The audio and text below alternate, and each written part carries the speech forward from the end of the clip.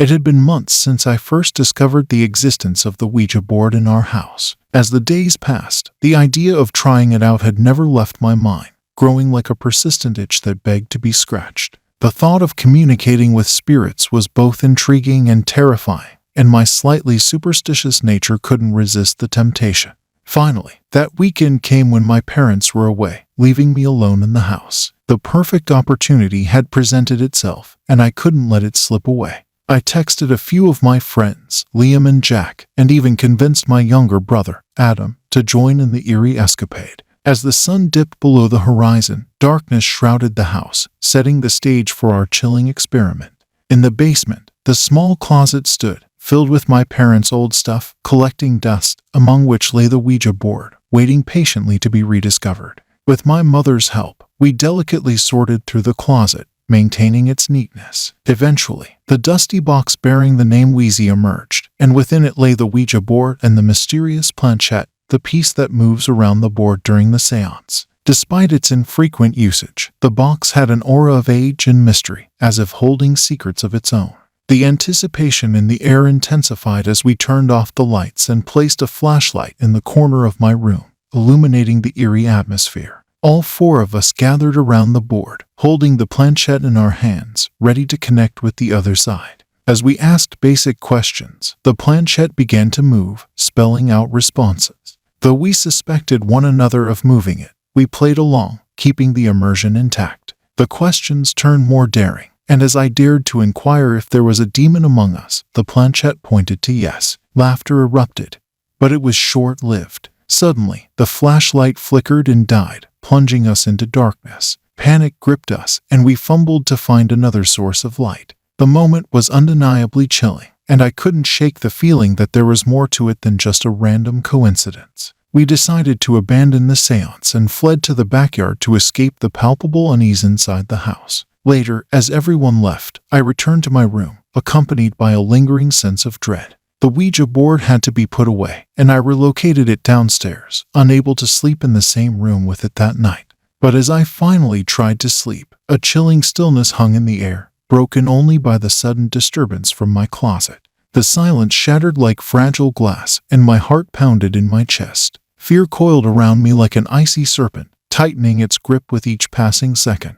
My breath quickened, and I hesitated, unsure whether to investigate or stay hidden under the covers. Summoning every ounce of courage I had left, I forced myself to confront the source of the disturbance. The darkness seemed to take on a sinister quality, as if hiding malevolent entities lurking just out of sight. Slowly, I approached the closet, and as I reached for the doorknob, a shiver raced down my spine.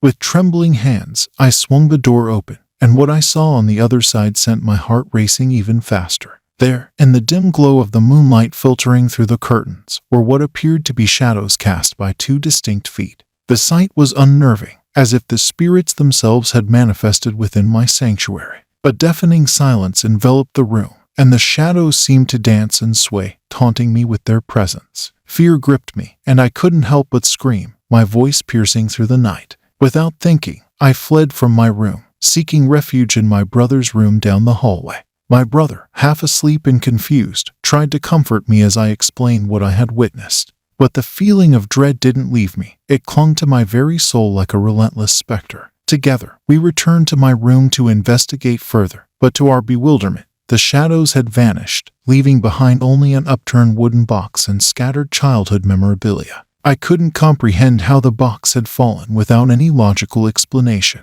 There were no drafts, no open windows. It was as if an unseen force had tipped it over, reminding us of the unsettling events that had transpired just hours before. The room felt charged with an otherworldly presence, and it seemed that the spirits we had invoked during our Ouija session were still lingering, refusing to let go. Terrified to spend another moment in my own room, I sought solace in my parents' bed, and later in the spare bedroom. But even in the sanctuary of the spare room, the feeling of being watched by unseen eyes persisted, haunting me like a relentless phantom. As the weeks went by, the memory of that night gnawed at my thoughts, and the fear didn't dissipate. It clung to me like a persistent fog, leaving me restless and on edge. Sleep became a luxury, as every creak and groan in the house seemed to carry an ominous message from beyond. Finally, unable to bear the weight of the experience any longer, I made a solemn vow never to touch the Ouija board again. The ordeal had left an indelible mark on my psyche, a constant reminder that there were forces at play in this world that defied explanation. Some mysteries were better left untouched, their secrets buried in the enigmatic depths of the unknown, far beyond the reach of mortal curiosity.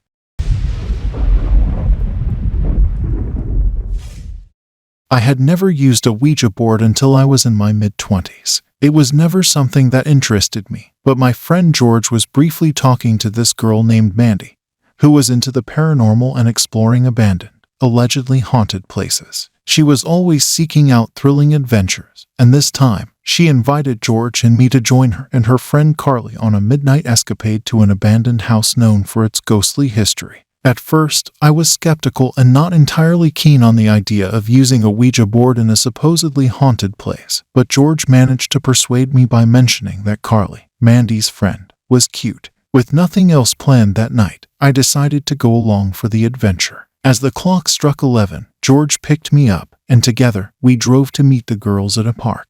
I had met Mandy once before, but Carly was a new face to me. She had striking red hair, a nose ring, and an intriguing sleeve tattoo on her right arm. Mandy had already been to the haunted house in the past, and she claimed it was full of paranormal activity, a term I had never encountered before but could easily deduce. Though I chuckled to myself at the idea of the supernatural, I didn't believe in ghosts or spirits. Nevertheless, I was up for some excitement and decided to play along with the eerie plans. Mandy arrived with a large bag containing mysterious items. During the drive, I couldn't resist my curiosity and asked her what was inside. She pulled out a sprockets, a Ouija board box, and a candle, revealing that our night's adventure would involve a session with the Ouija board in the abandoned house. It wasn't my idea of fun, but I shrugged it off in the spirit of adventure. George followed Mandy's directions, and soon we found ourselves on a dark, poorly lit street flanked by an open field on one side and dense trees on the other.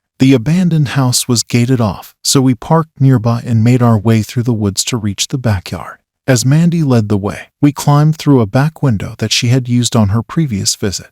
The house's interior was hauntingly decrepit, filled with old furniture untouched for decades. The silence was unnerving, and even I, who didn't scare easily, felt an eerie chill run down my spine. The walls adorned with old portraits from the 1950s added to the mystery of the house's history. I couldn't help but wonder about the couple who once lived there and what had happened to them. It seemed likely that they had passed away, leaving the house abandoned and forgotten. After wandering around for a while, Mandy set up the Ouija board on the floor, and she and Carly took charge of the session. I tried to keep a straight face as they asked numerous spiritual questions. To my surprise, the planchette moved, spelling out the word hello. I chuckled again, but the girls seemed serious and even told George and me to stop laughing. As they continued, there was suddenly a loud thump from upstairs, startling all of us. George and I were convinced that the girls were pranking us, especially when they insisted that it could be the spirit they were communicating with. Ignoring their protests, George and I decided to check out the noise upstairs, fully expecting to find someone trying to scare us. We made our way up the creaky steps and entered a bedroom filled with decaying furniture. In one corner, there was a door that seemed to be a closet. As we listened closely, we heard a distinct exhale from behind the door, which sent shivers down our spines. Quickly retreating from the room, we returned downstairs. To our surprise, the girls were nowhere to be found. The candles, the Ouija board, everything had vanished, leaving us in complete darkness. Panic set in as George attempted to call Mandy's phone, only to reach voicemail every time. It seemed like she had blocked him. The two of us left the abandoned house in a hurry and drove home, our minds swirling with theories about what had just transpired. Perhaps the girls were pranking us, or maybe they had someone hiding upstairs. We couldn't rule out the possibility that they never left the house and were still inside, playing an elaborate trick on us. In the days that followed, we never heard from Mandy or Carly again. They seemed to have disappeared without a trace, leaving us puzzled and with more questions than answers. Our skepticism about the supernatural remained intact, but the night's events had undeniably left a mark on our memories. Whether it was a mere prank or something more inexplicable, the haunted house would forever be etched in our minds as a place of mystery and intrigue.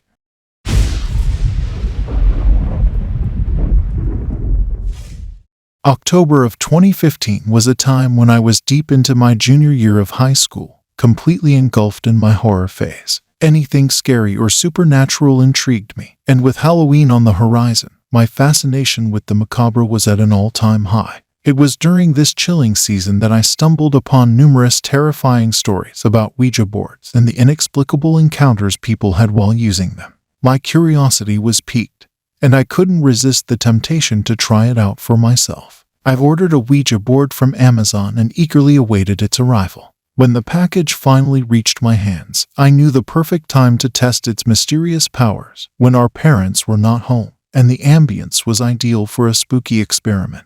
My little sister was convinced to join me in the venture, and together, we sat at the dining room table, dimming the lights to create an eerie atmosphere. With anticipation building, we each placed our hands on the planchette, eager to experience the supernatural. I began asking the board questions, but as we moved the piece around, trying to scare each other, we couldn't help but laugh at the awkwardness of the situation.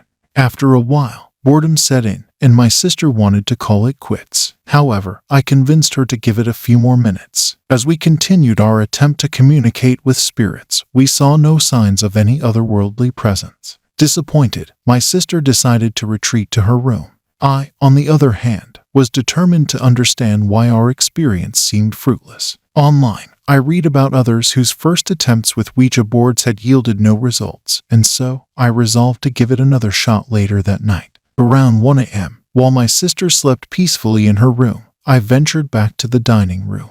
The dimmed lights once again set the eerie mood as I held the planchette with both hands, hoping for some form of communication.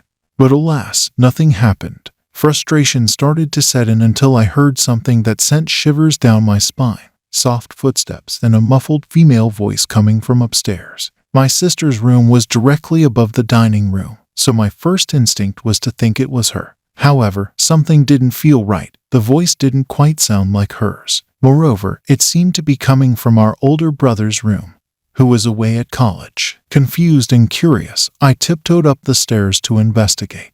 As I neared my brother's room, the voice grew louder, becoming more distinct. It was an older woman's voice, and the words she repeated sent a chill down my spine. "Grandma's here, Georgie." It was the voice of our deceased grandmother, and I couldn't comprehend what I was experiencing.